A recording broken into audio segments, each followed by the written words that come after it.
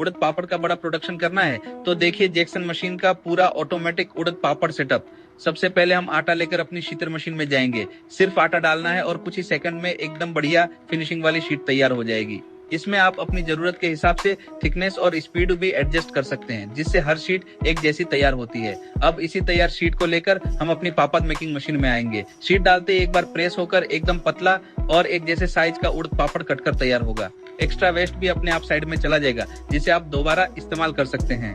अब ये तैयार पापड़ सीधे हमारे पापड़ ड्रायर डिपार्टमेंट में जाएंगे। यहाँ आपको हीट कंट्रोल और स्पीड कंट्रोल सिस्टम मिलता है, जिससे आप अपने प्रोडक्ट के हिसाब से पूरा प्रोसेस कंट्रोल कर सकते हैं। हमने इसमें हेवी क्वालिटी मोटर और मजबूत बिल्ड का इस्तेमाल किया है, ताकि लगातार प्रोडक्शन में भी मशीन शानदार तरीके से काम करे। ड्रायर के पूरे प्रोसेस से गुजरने के बाद पापड़ एकदम अच्छी तरह सूखकर रेडी हो जाते हैं।